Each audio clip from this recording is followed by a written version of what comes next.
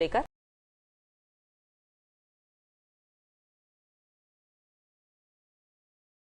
वो भी विश्लेषण है budget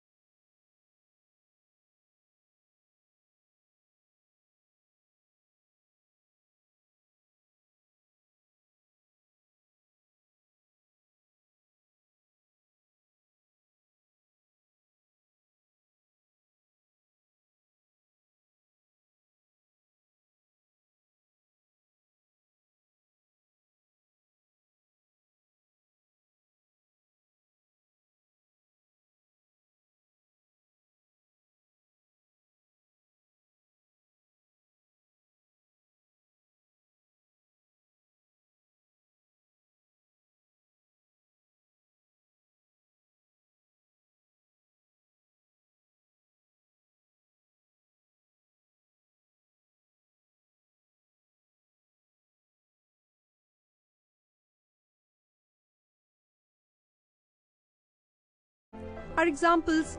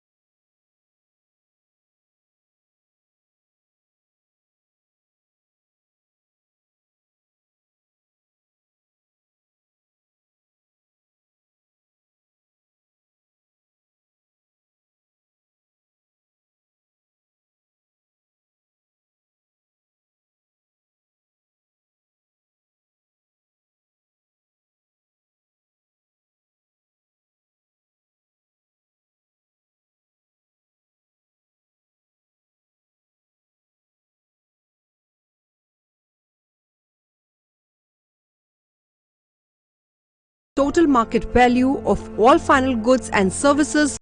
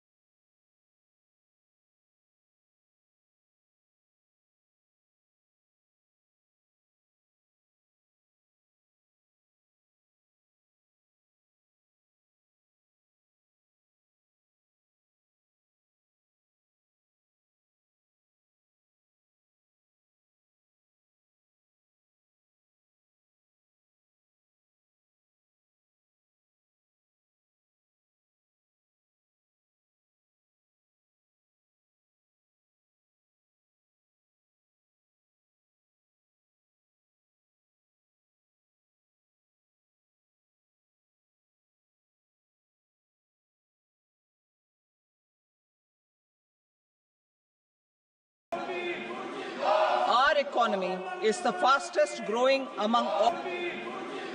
Our economy is the fastest growing among all major economies. All major economies. Our development track record for the past 10 years and structural reforms have drawn global attention. Confidence in India's capability and potential has only grown in this period. We see the next 5 years as a unique opportunity to realize Sabka Vikas, stimulating balanced growth of all regions. The great Telugu poet and playwright Gurujada Apparao had said, Deshamante matti kadoy, Deshamante manushuloy, meaning a country is not just its soil, a country is its people. In line with this, for us, Vikasit Bharat encompasses zero poverty, 100% quality good school education, access to high quality, affordable and comprehensive health care, 100% skilled labor with meaningful employment, 70% women in economic activities, and farmers making our country the food basket of the world. In this budget, the proposed development measures span 10 broad areas focusing on Garib, youth, Annadata and Nari, spurring agricultural growth and productivity, building rural prosperity and resilience, taking everyone together on an inclusive growth path, boosting manufacturing and furthering Make in India, supporting MSMEs, enabling employment-led development, investing in people, economy and innovation, securing energy supplies, promoting exports and nurturing innovation. For this journey of development, our four powerful engines are agriculture, MSME, investments and exports. The fuel, our reforms, our guiding spirit, inclusivity, and the destination, Vikasit Bharat. This budget aims to initiate transformative reforms across 6 domains. During the first 5 years, these will augment our growth potential and global competitiveness. The domains are taxation, power sector, urban development, mining, financial sector, and regulatory reforms.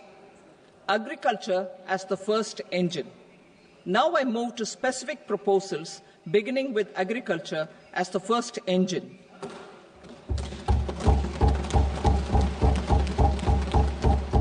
Prime Minister Dhan Dhanya Krishi Yojana, developing agri-districts program.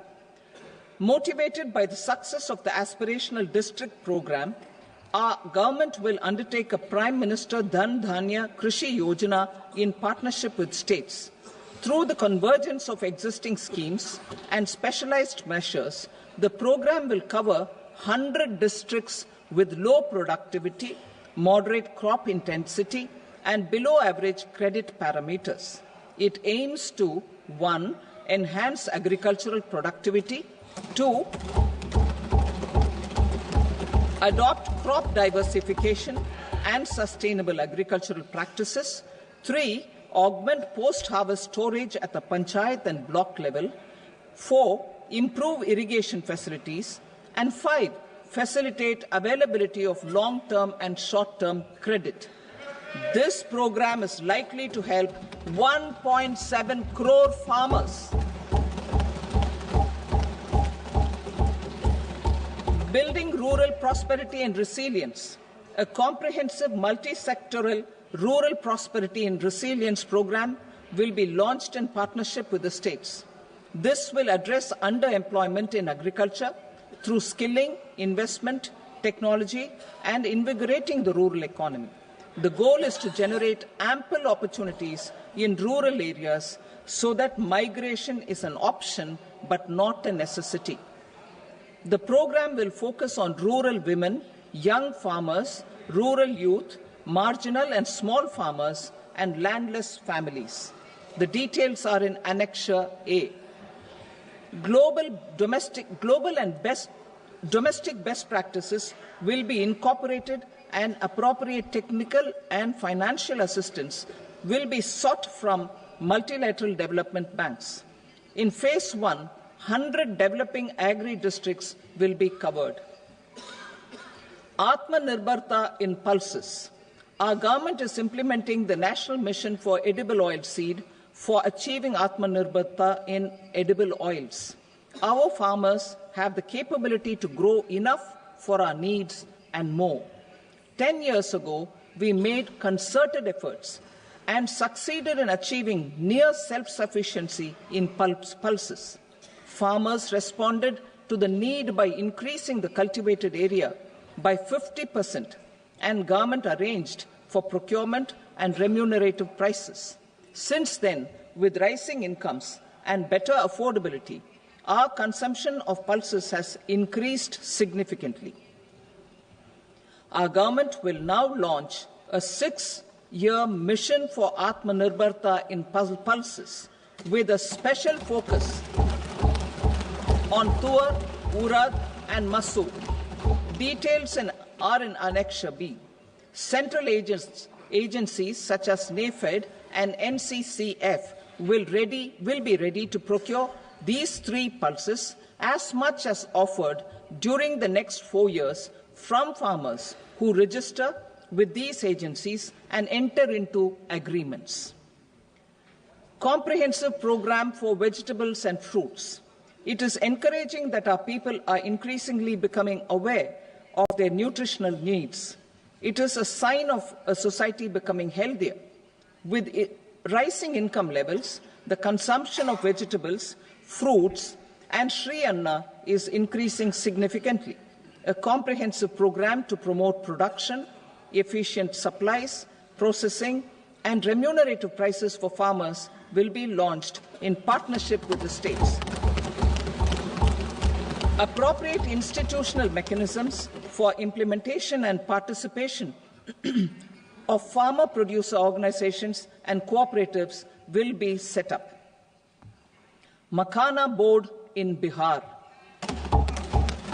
For this, there is a special opportunity for the people of Bihar.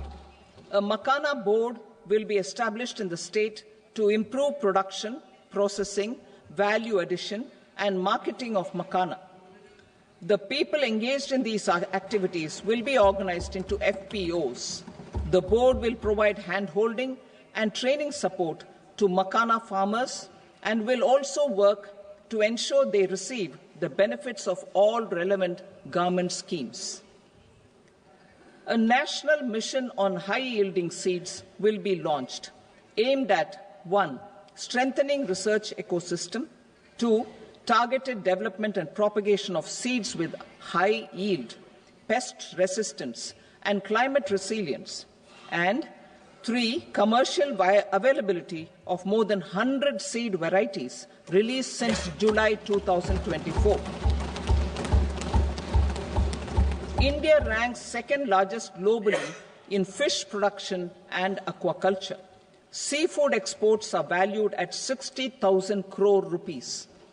To unlock the untapped potential of the marine sector, our government will bring in an enabling framework for sustainable harnessing of fisheries from Indian Exclusive Economic Zone and high seas, with a special focus on the Andaman and Nicobar and Lakshadweep Islands. For the benefit of lakhs of cotton growing farmers, I am pleased to announce a mission for cotton productivity. This 5-year mission will facilitate significant improvements in productivity and sustainability of cotton farming and promote extra long staple cotton varieties. The best of science and technology support will be provided to farmers. Aligned with our integrated 5F vision for the textile sector, this will help in increasing incomes of the farmers and ensure a steady supply of quality cotton for rejuvenating India's traditional textile sector. Kisan credit cards facilitate short-term loans for 7.7 crore farmers, fishermen, and dairy farmers. The loan limit under modified interest subvention scheme will be enhanced from 3 lakh rupees to 5 lakh rupees for loans taken through the KCC. For Atmanirbharta in urea production, our government had reopened 3 dormant urea plants in the eastern region. To further augment urea supply, a plant with annual capacity of 12.7 lakh metric tons will be set up at Namrup in Assam.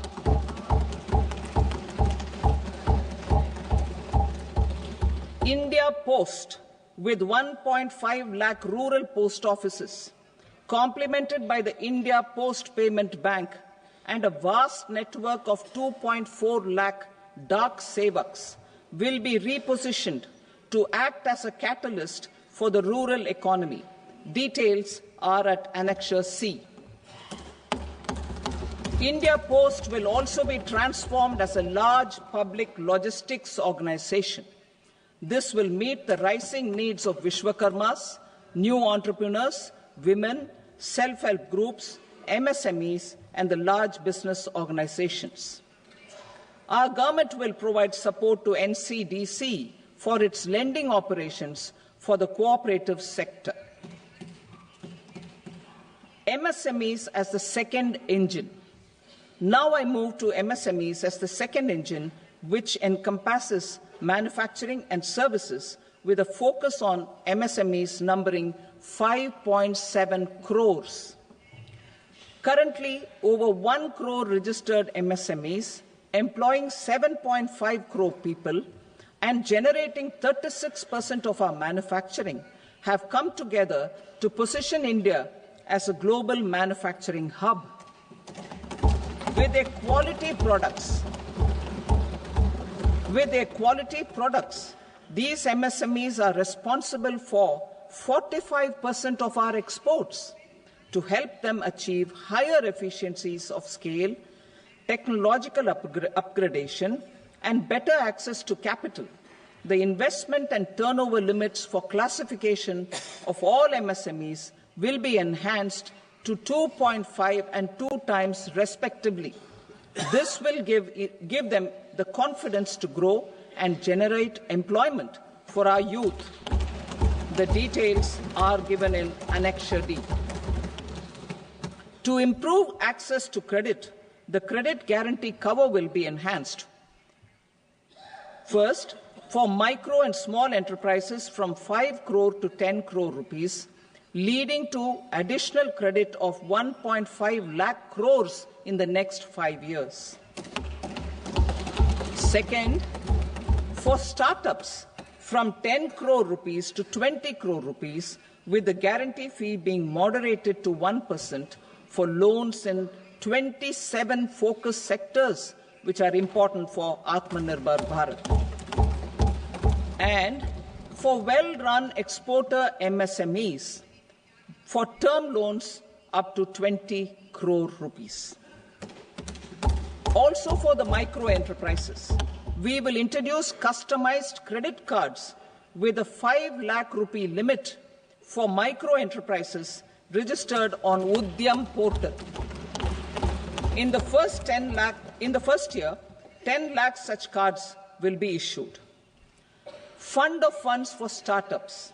The alternate investment fund, AIFs, for startups have received commitments of more than 91,000 crores rupees. These are supported by the fund of funds set up with the Government of India's contribution of 10,000 crore rupees.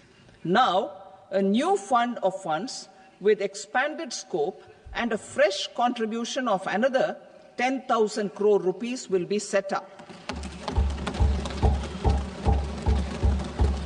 A new scheme will be launched for 5 lakh women, scheduled castes and scheduled tribes, first-time entrepreneurs. This will provide term loans up to 2 crore rupees during the next 5 years. The scheme will incorporate lessons from the successful Stand Up India scheme. Online capacity building for entrepreneurship and managerial skills will also be organized. Measures for labor-intensive sectors.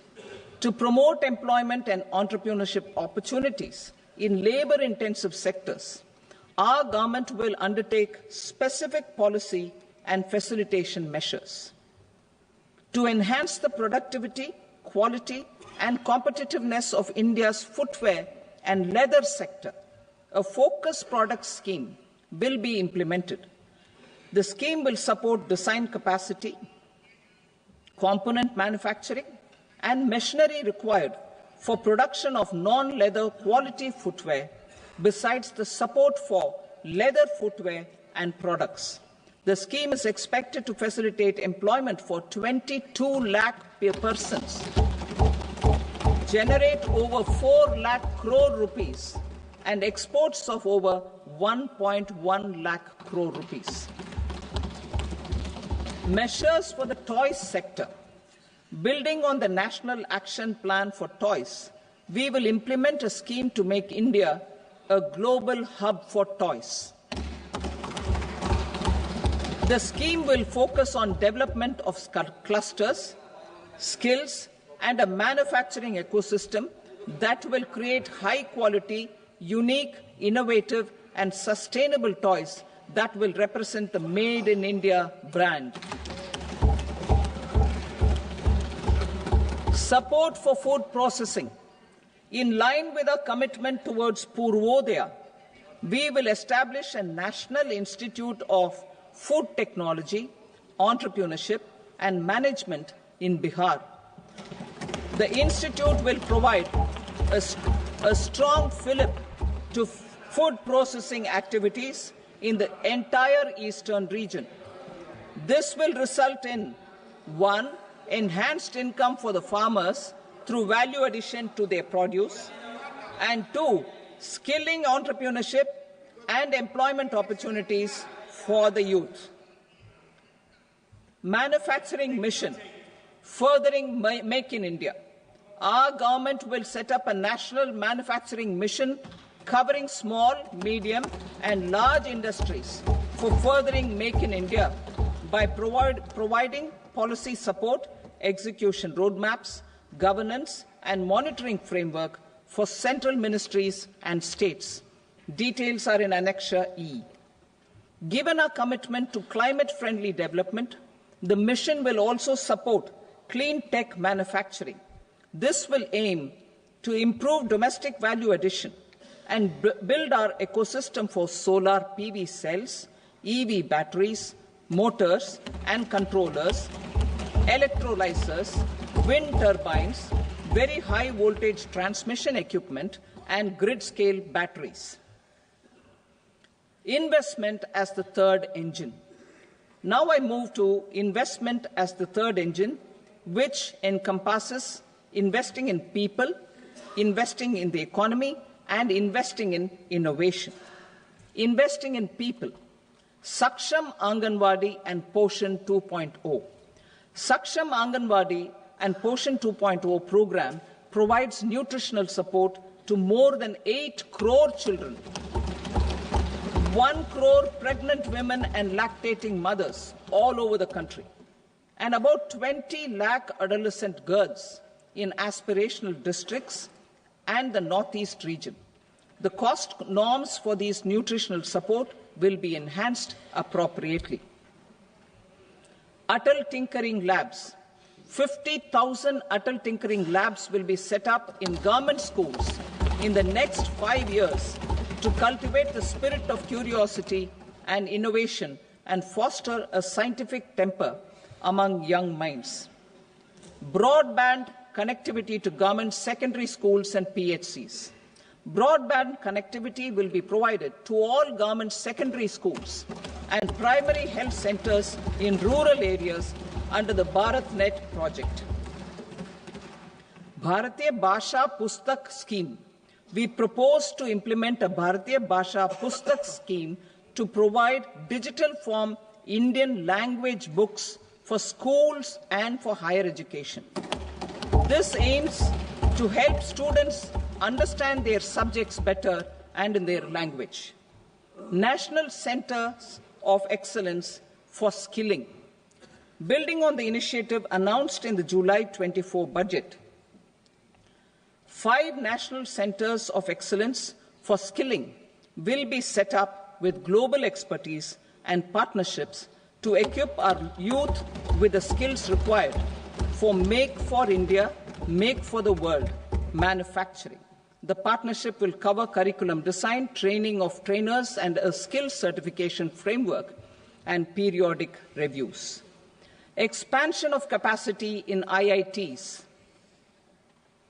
Total number of students in 23 IITs has increased 100% from 65,000 to 1.35 lakh in the past 10 years.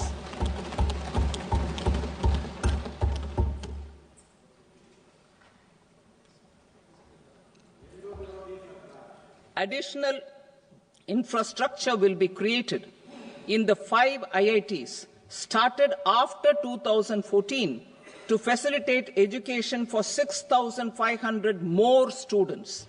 Hostel and other infrastructure capacity at IIT Patna will also be expanded.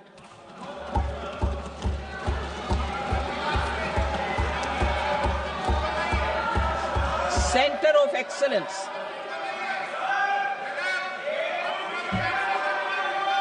Center of Excellence in AI for Education.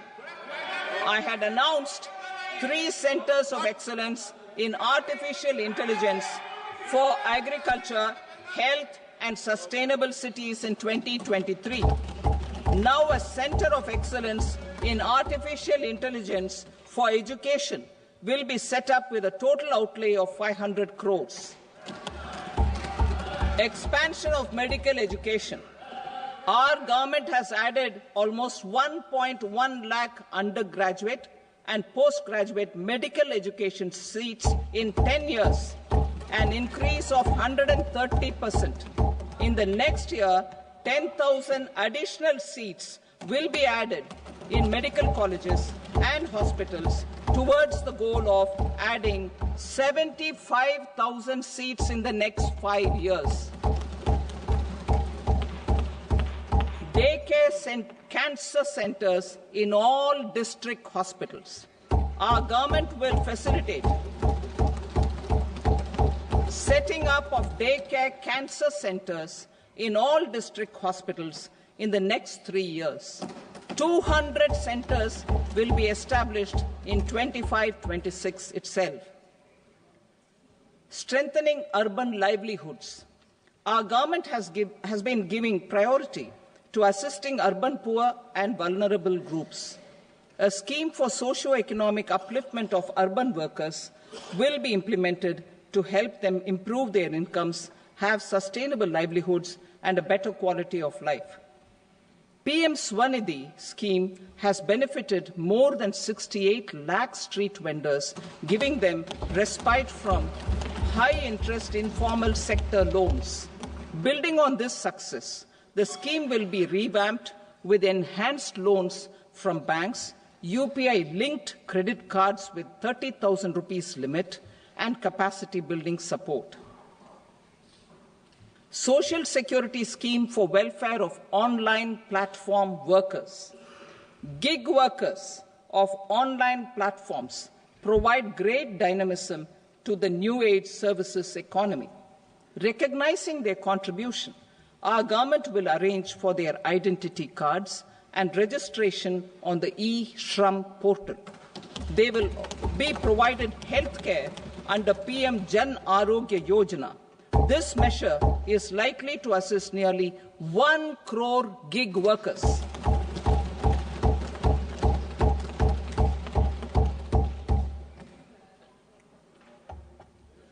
Investing in the economy. Public-private partnership in infrastructure. Each infrastructure-related ministry will come up with a 3-year pipeline of projects that can be implemented in PPP mode. States will also be encouraged to do so and can seek support from the India Infrastructure Project Development Fund, which is a scheme to prepare PPP proposals. Support to states for infrastructure. An outlay of 1.5 lakh crore is proposed for the 50-year interest-free loans to states for capital expenditure and incentives for reforms. Building on the success of the first asset monetization plan announced in 2021, the second plan for 2025 to 30 will be launched to plough back capital of 10 lakh crore in new projects. Regulatory and fiscal measures will be fine-tuned to support the plan. Jal Jeevan Mission. Since 2019, 15 crore households, representing 80% of India's rural population, have been provided access to portable tap water connections. To achieve 100% coverage, I am pleased to announce the extension of this mission until 2028 with an enhanced total outlay. The mission's focus will be on the quality of infrastructure and O&M of rural piped water supply schemes through Jan Bhagidari. A separate MOU or separate MOUs will be signed with the states and union territories to ensure sustainability and citizen-centric water services delivery. Urban sector reforms. Building on the July budget proposals, urban sector reforms related to governance, municipal services, urban land and planning will be incentivized. Urban Challenge Fund. The government will set up an urban challenge fund of 1 lakh crore rupees to implement the proposals for cities as growth hubs, creative redevelopment of cities, and for water and sanitation purposes announced in the July budget. This fund will finance up to 25% of the cost of bankable projects, with a stipulation that at least 50% of the cost is funded from bonds, bank loans, and PPPs. An allocation of 10,000 crore is proposed in 2025-26. Power sector reforms. We will incentivize electricity distribution reforms and augmentation of intra-state transmission capacity by states. This will improve financial health and capacity of electricity companies. Additional borrowing of 0.5% of GSDP will be allowed to states contingent on these reforms. Nuclear energy mission for Vikasit Bharat. Development of at least 100 gigawatt of nuclear energy by 2047 is essential for our energy transition efforts. For an active partnership with the private sector towards this goal, amendments to the Atomic Energy Act and the Civil Liability for Nuclear Damage Act will be taken up. A nuclear energy mission for research and development of small modular reactors with an outlay of 20,000 crore will be set up. At least 5 indigenously developed small modular reactors will be operationalized by 2033. Shipbuilding. The shipbuilding financial assistance policy will be revamped to address cost disadvantages. This will also include credit notes for shipbreaking in Indian yards to promote the circular economy. Large ships above a specified size will be included in the infrastructure harmonized master list. Shipbuilding clusters will be facilitated to increase the range, categories, and capacity of ships. This will include additional infrastructure, facilities, skilling, and technology to develop the entire ecosystem. Maritime Development Fund. For long-term financing for the maritime industry, a Maritime Development Fund with a corpus of 25,000 crore rupees will be set up.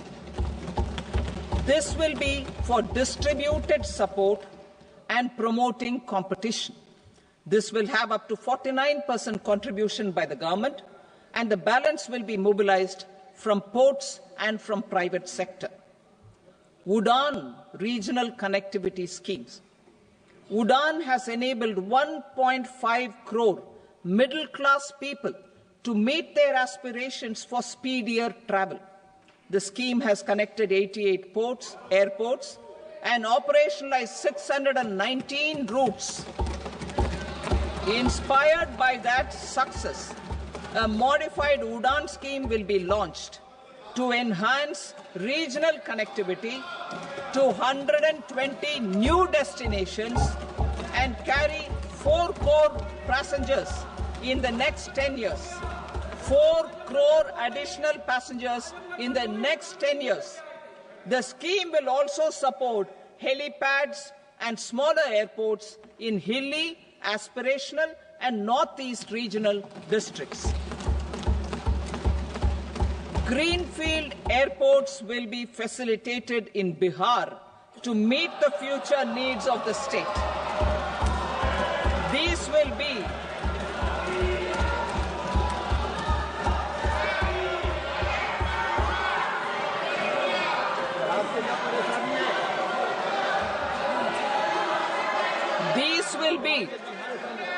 These will be in addition to the expansion of the capacity of Patna Airport and a brownfield airport in Beta. Western Kosi Canal project in Mithilanchal. Financial support will be provided for the Western Kosi Canal ERM project, benefiting a large number of farmers cultivating over 50,000 hectares of land in the Mithilanchal region of Bihar. Mining sector reforms, including those for minor minerals, will be encouraged through sharing of best practices and institutions of a state mining index. A policy for recovery of critical minerals from tailings will be brought out. Under the special window for affordable and mid-income housing, SWAMI, 50,000 dwelling units in stressed housing projects have been completed and keys handed over to home buyers. Another 40,000 units will be completed in 2025, further helping middle-class families who were paying EMIs on loans taken for apartments while also paying rent for their current dwellings. Building on this success, SWAMI Fund 2 will be established as a blended finance facility with contribution from the government, banks and private investors. This fund of 15,000 crore rupees will aim for expeditious completion of another 1 lakh units. PM Gati Shakti data for private sector.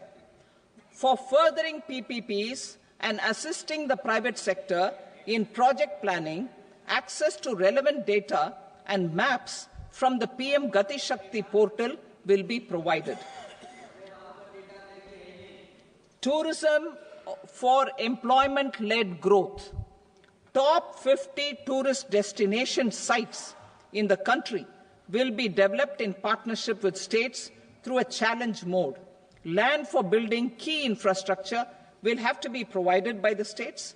Hotels in these destinations will be included in the infrastructure harmonized list. The following measures will be taken for facilitating employment-led growth: organizing intensive skill development programs for our youth, including in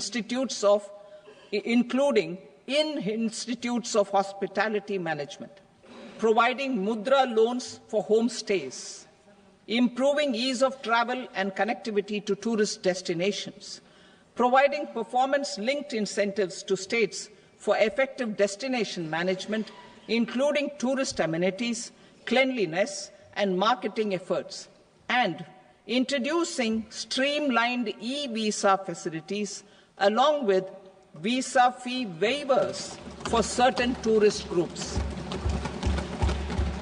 Continuing with the emphasis on places of spiritual and religious significance, in the July budget, there will be a special focus on destinations related to the life and times of Lord Buddha. Medical tourism and Heal in India. Medical tourism and Heal in India will be promoted in partnership with the private sector, along with capacity building and easier visa norms. Investing in innovation.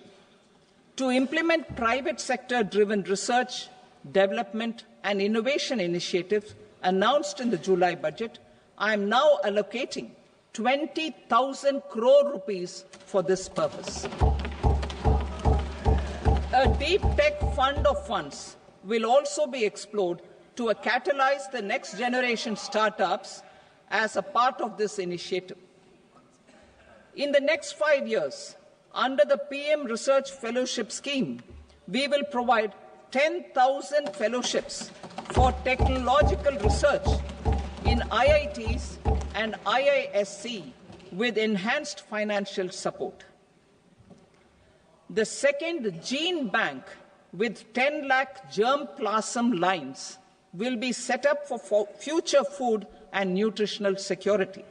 This will provide conservation support to both public and private sectors for genetic resources. We will start a national geospatial mission to develop foundational geospatial infrastructure and data. Using PM Gati Shakti, this mission will facilitate modernization of land records, urban planning, and design of infrastructure projects.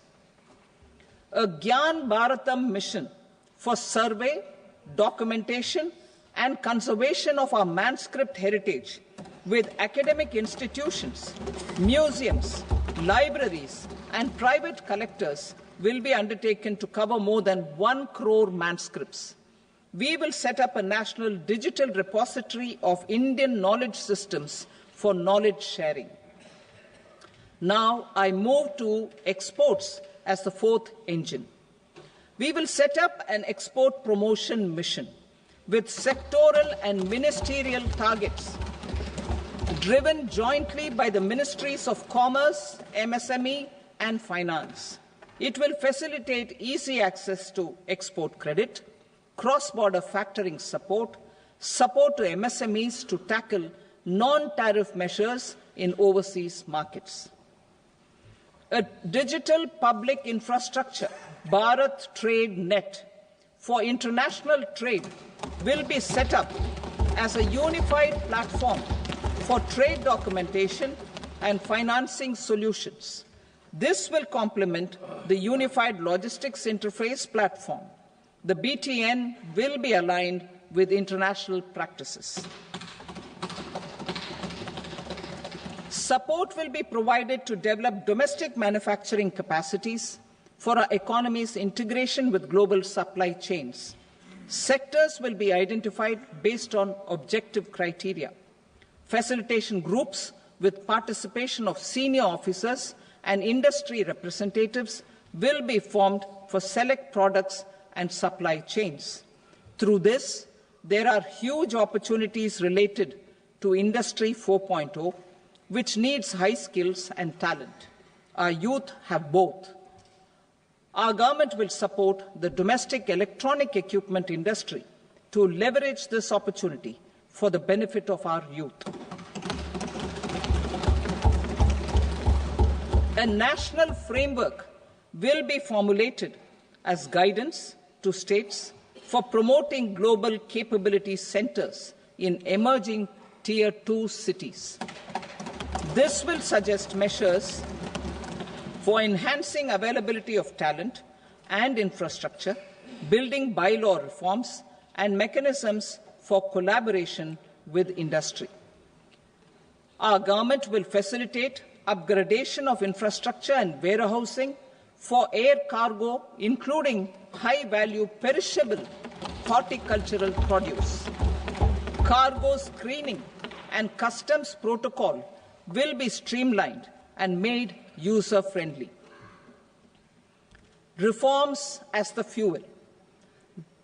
Over the past 10 years, our government has implemented several reforms for convenience of taxpayers, such as faceless assessment, 2, taxpayer charter, 3, faster returns, 4, almost 99% returns being on self-assessment, and 5, Vivad Se Vishwas scheme.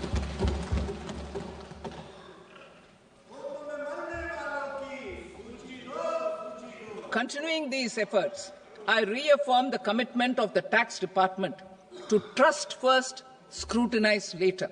I also propose to introduce the new income tax bill next week.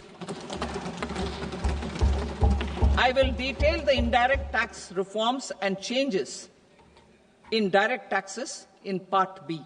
Financial sector reforms. The FDI limit for the insurance sector will be raised from 74 to 100%. This enhanced limit will be available for those companies which invest the entire premium in India. The current guardrails and conditionalities associated with foreign investment will be reviewed and simplified. The services of India Post Payment Bank will be deepened and expanded in rural areas. NABFID will set up a partial credit enhancement facility for corporate bonds for infrastructure. Public sector banks will develop Grameen Credit Score Framework to serve the credit needs of SHG members and people in rural areas. A forum for regulatory coordination and development of pension products will be set up. To implement the earlier announcement on simplifying the KYC processes, the revamped Central KYC Registry will be rolled out in 2025.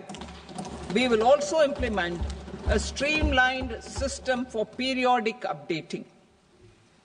Requirements and procedures for speedy approval of company mergers will be rationalized. The scope for fast-track mergers will also be widened and the process made simpler. As proposed in the interim budget, we signed bilateral investment treaties with 2 countries in 2024 to encourage sustained foreign investment, and in the spirit of First Develop India, the current model BIT will be revamped and made more investor-friendly. In the last 10 years, in several aspects, including financial and non-financial, our government has demonstrated a steadfast commitment to ease of doing business. We are determined to ensure that our regulations must keep up with technological innovations and global policy developments. A light-touch regulatory framework based on principles and trust will unleash productivity and employment. Through this framework, we will update regulations that were made under old laws. To develop this modern, flexible, people-friendly and trust-based regulatory framework appropriate for the 21st century, I propose 4 specific measures. A high-level committee for regulatory reforms will be set up for a review of all non-financial sector regulations, certifications, licenses, and permissions. The committee will be expected to make recommendations within a year. The objective is to strengthen trust-based economic governance and take transformational measures to enhance ease of doing business, especially in matters of inspection and compliances. States will be encouraged to join in this endeavour. An investment friendliness index of states will be launched in 2025 to further the spirit of competitive, cooperative federalism. Under the Financial Stability and Development Council, a mechanism will be set up to evaluate impact of the current financial regulations and subsidiary instructions. It will also formulate a framework to enhance their responsiveness and development of the financial sector. In the Jan Vishwas Act 2023, more than 180 legal provisions were decriminalized. Our government will now bring up the Jan Vishwas Bill 2.0 to decriminalize more than 100 provisions in various laws. I now move to fiscal policy. In the July budget, I had committed to staying the course for fiscal consolidation. Our endeavour will be to keep the fiscal deficit each year such that central government debt remains on a declining path as a percentage of the GDP. The roadmap for the next 6 years has been detailed in the FRBM statement. Revised estimates for 2024-25. The revised estimate of the total receipts other than borrowings is 31.47 lakh crore rupees, of which the net tax receipts are 25.57 lakh crore rupees. The revised estimate of the total expenditure is 47.16 lakh crore rupees, of which the capital expenditure is about 10.18 lakh crore rupees. The revised estimate of the fiscal deficit is 4.8% of the GDP. Budget estimates for 25-26. Coming to 25-26, the total receipts other than borrowings and total expenditure are estimated at 34.96 lakh crore rupees and 50.65 lakh crore rupees respectively. The net tax receipts are estimated at 28.37 lakh crore rupees. The fiscal deficit is estimated to be 4.4% of GDP. To finance the fiscal deficit, the net market borrowings from dated securities are estimated at 11.54 lakh crore. The balance financing is expected to come from small savings and other sources. The gross market borrowings are estimated at 14.82 lakh crore rupees. I will now move to Part B. Indirect taxes. My proposals relating to customs aim to rationalize tariff structure and address duty inversion. These will also support domestic manufacturing and value addition, promote exports, facilitate trade, and provide relief to common people. Rationalization of customs tariff structure for industrial goods. As a part of comprehensive review of customs rate structure announced in July 2024 budget, I propose to 1. Remove 7 tariff rates. This is over and above the 7 tariff rates removed in 23-24 budget. After this, there will be only 8 remaining tariff rates, including 0 rate. 2. Apply appropriate cess to broadly maintain effective duty incidence, except on a few items where such incidence will reduce marginally. 3. Levy not more than 1 cess or surcharge. Therefore, I propose to exempt social welfare surcharge on 82 tariff lines that are subject to a cess. I shall now take up sector-specific proposals. To provide relief to patients, particularly those suffering from cancer, rare diseases, and other severe chronic diseases, I propose to add 36 life-saving drugs and medicines to the list of medicines fully exempted from basic custom duty.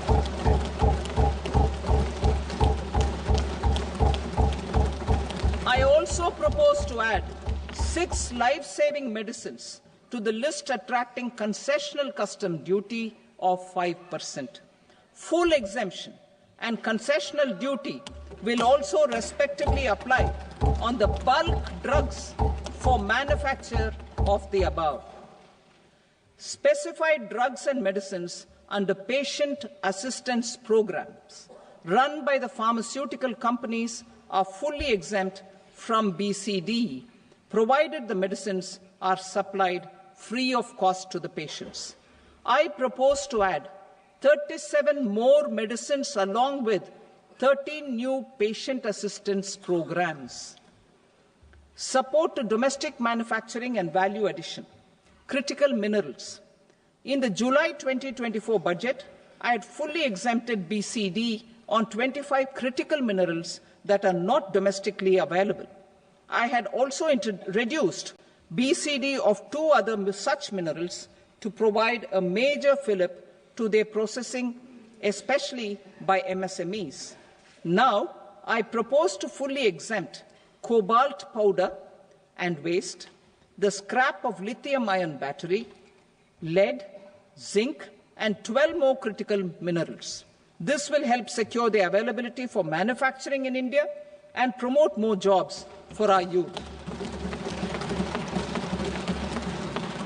To promote domestic production of technical textile products such as agro-textiles, medical textiles, and geotextiles at competitive prices, I propose to add 2 more types of shuttle-less looms to the list of fully exempted textile machinery. I also propose to revise the BCD rate on knitted fabrics covered by 9 tariff lines from 10 or 20 to 20% or 115 rupees per kg, whichever is higher. Electronic goods.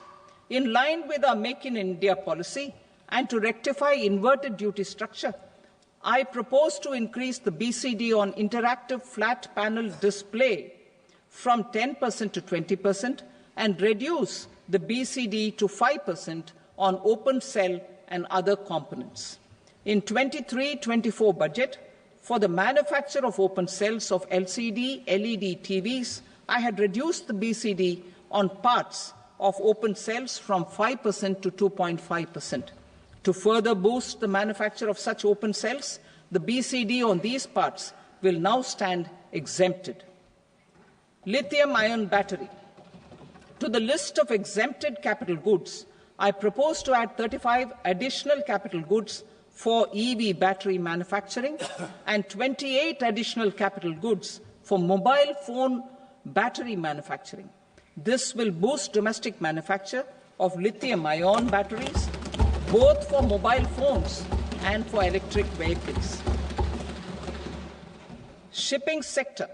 Considering that shipbuilding has a long gestation period, I propose to continue the exemption of BCD on raw materials, components, consumables, or parts for the manufacture of ships for another 10 years.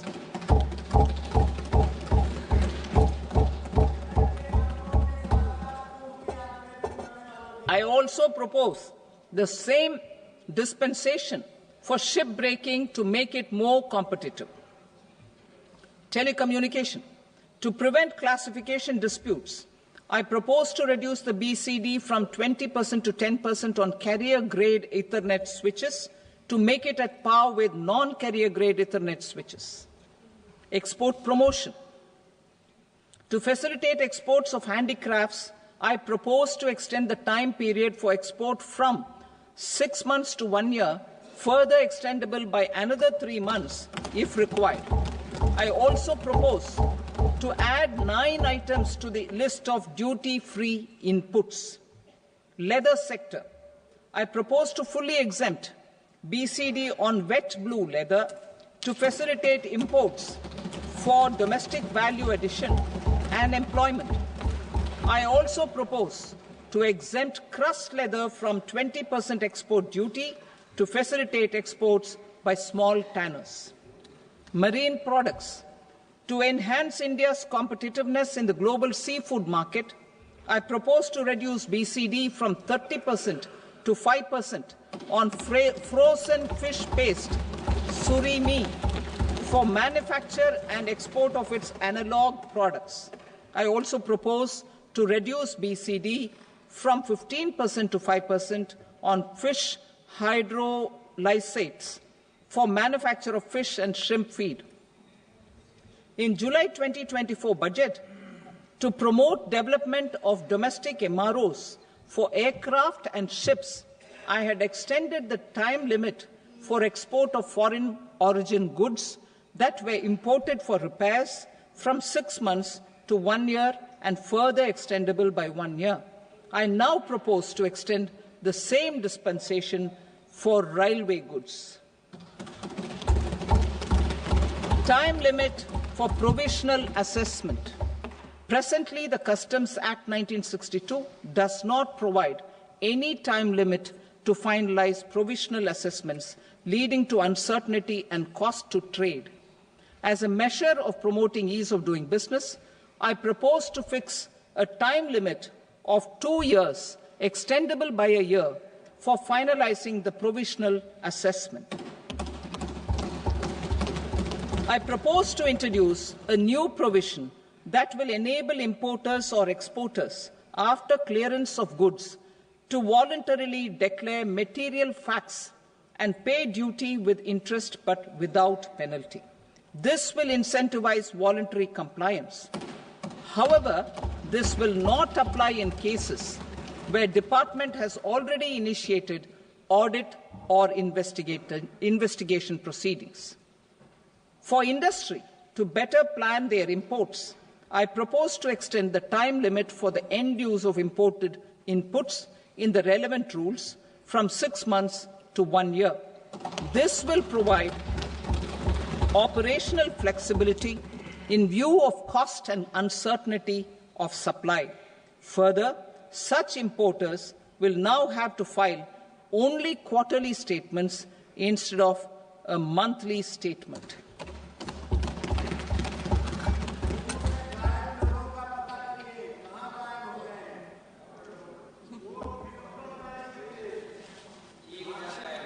I now come to my direct tax proposals. In Part A, I have briefly underlined taxation reforms as one of key reforms to realize our vision of Vikasit Bharat.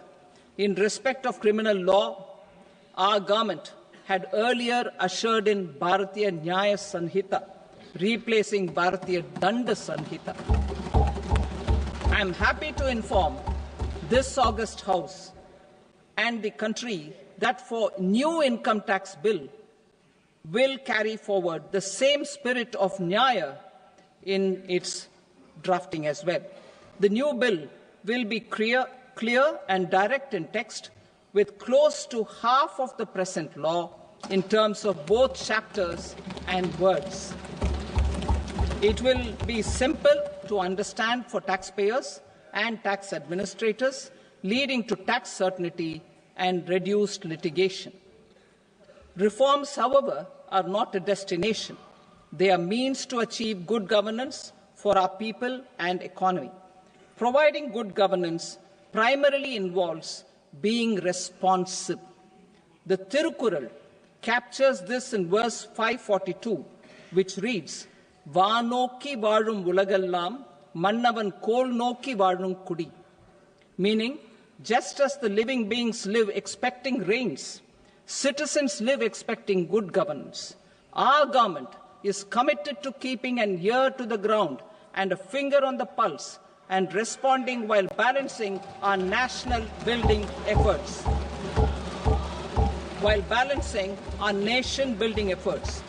The following measures will detail just how our government will, under the guidance of PM Modi, has taken steps to understand and address. I repeat that sentence, sir. The following measures will detail just how our government, under the guidance of PM Modi, has taken steps to understand and address the needs voiced by our citizens. My tax proposals are guided by this spirit. The objectives of my proposals are as follows: personal income tax reforms with special focus on middle class, rationalization of TDS and TCS for easing difficulties, encouraging voluntary compliance, reducing compliance burden, ease of doing business, employment and investment.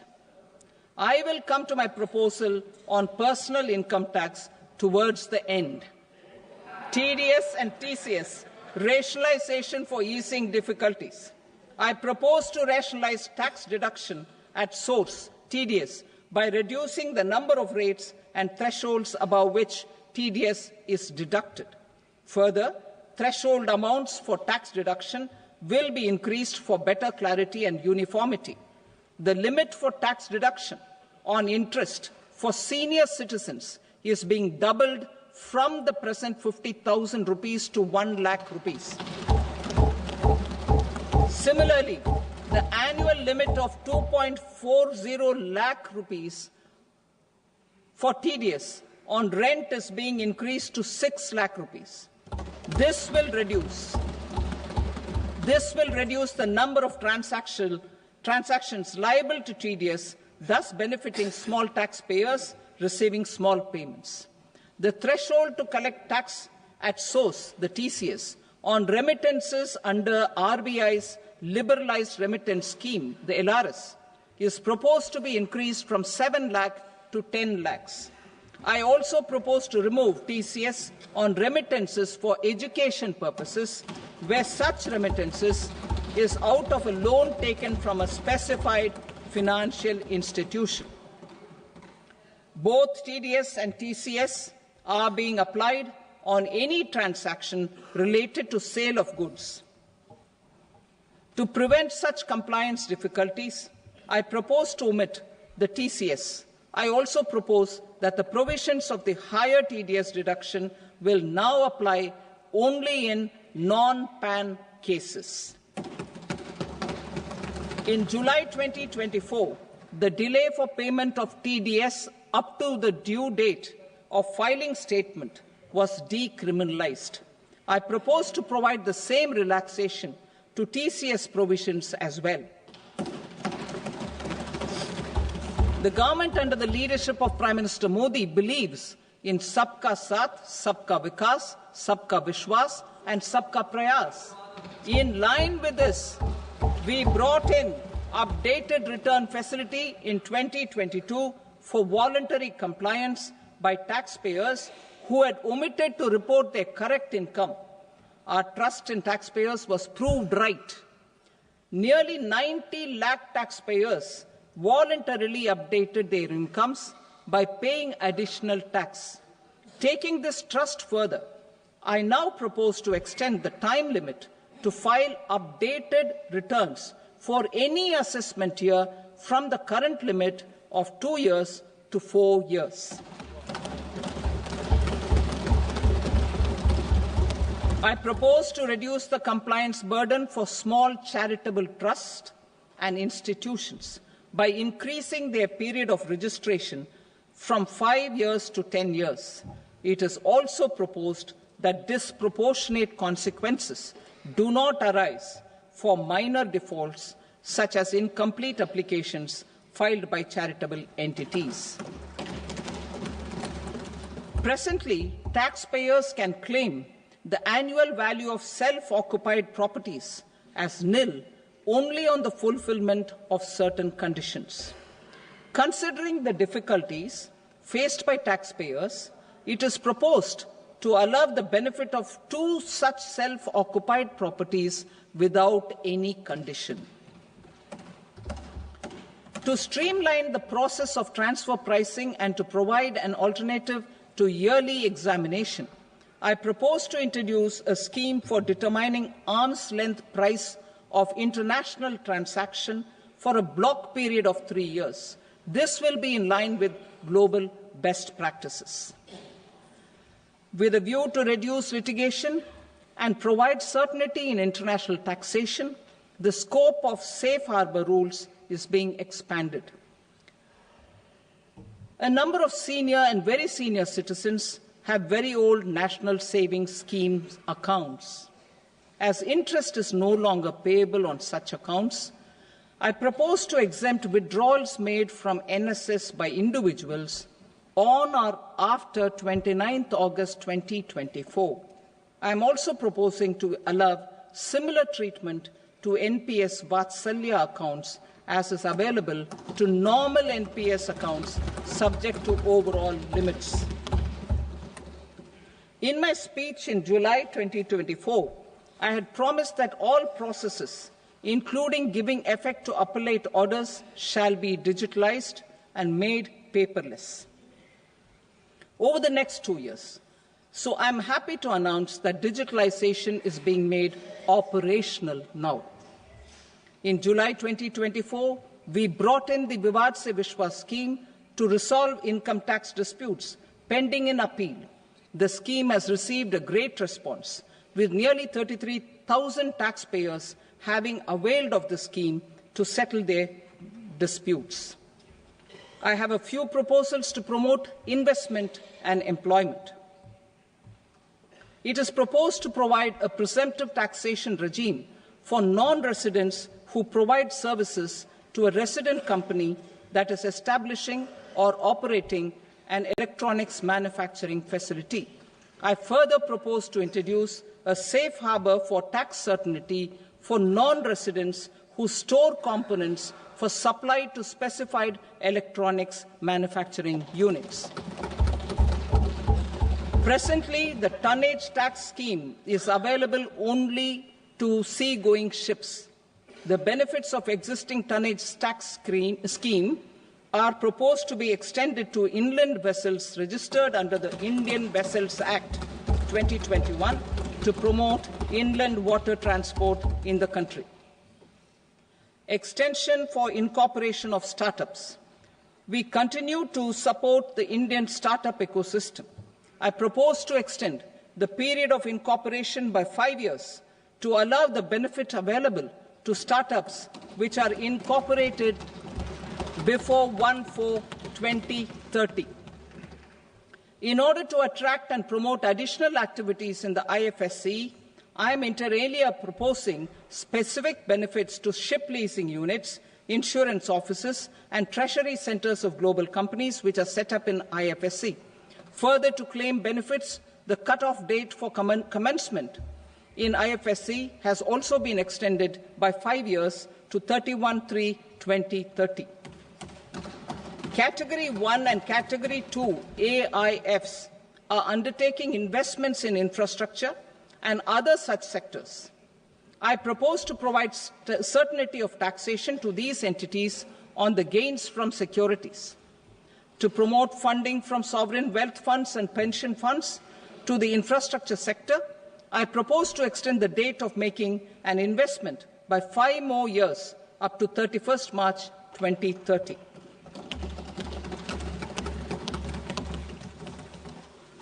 Personal income tax reforms with special focus on middle class. Democracy, demography, and demand are the key support pillars in our journey towards Vikasit Bharat.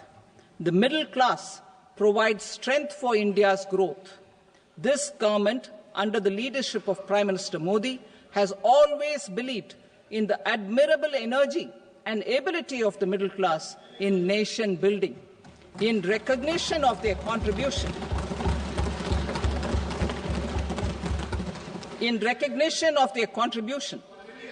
we have periodically reduced their tax burden.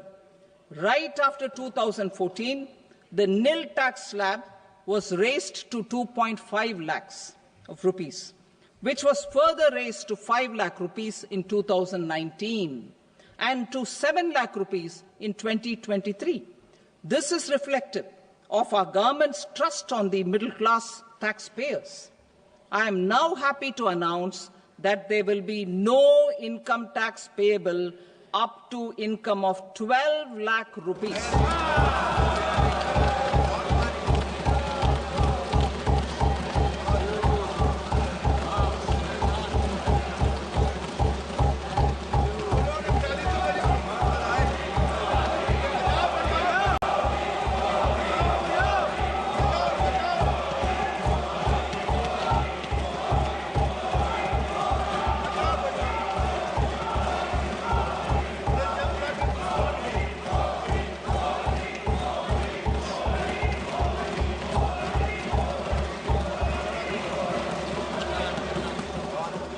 So, average income of 1 lakh per month, other than the special rate income such as capital gains, under the new regime.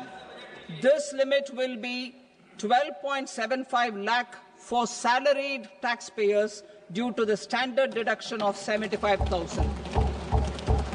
Slabs and rates are being changed across the board to benefit all taxpayers.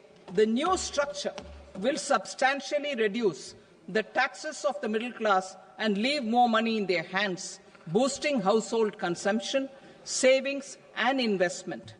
In the new tax regime, I propose to revise tax rate structures as follows: 0 to 4 lakh rupees nil, 4.8 lakh rupees to 4 to 8 lakh rupees 5%, 8 to 12 lakh rupees 10%, 12 to 16 lakh rupees 15%, 16 to 20 lakh rupees 20%, 20 to 24 lakh rupees 25%, and above 24 lakh rupees 30%.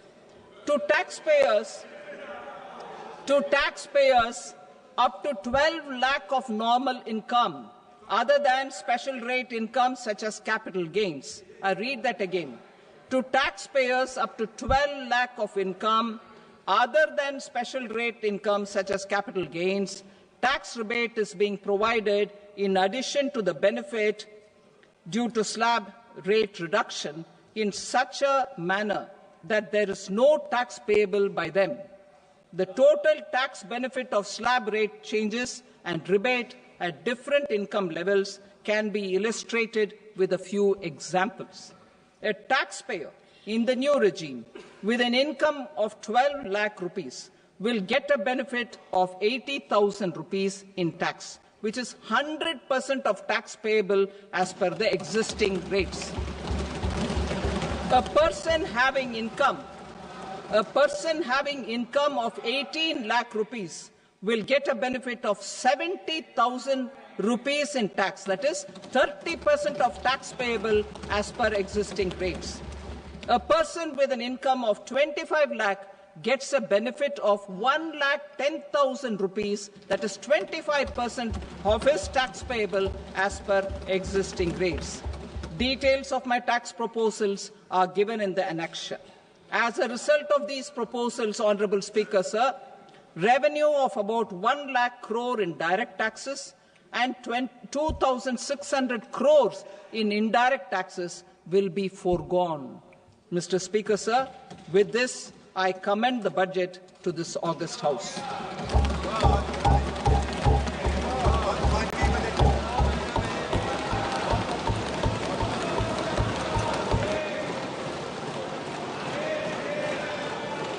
Item number 2, Srimati Nirmala Sitharaman. Sir, with your permission, I rise to lay on the table the following statements under Section 3(1) of the Fiscal Responsibility and Budget Management Act 2003. Medium-term fiscal policy cum fiscal policy strategy statement and macroeconomic framework statement. Item number 3, Srimati Nirmala Sitharaman. Sir, with your permission, I rise to move for leave to introduce the Finance Bill 2025. प्रश्न ये है कि विधेयक को पुनर्स्थापित करने की अनुमति प्रदान की जाए। जो सदस्य इसके पक्ष में हाँ कहें, जो सदस्य विरोध में ना कहें। मेरे विचार में निर्णय हाँ वालों के पक्ष में हुआ, हाँ वालों के पक्ष में अनुमति प्रदान की जाती है। माननीय मंत्री जी अब विधेयक को पुनर्स्थापित करें। Sir, I introduce the bill. Thank you. सभा की कार्रवाई सोमवार दिनांक 3 फरवरी 2025 को प्राप्त 11 बजे तक के लिए स्थगित की जाती है।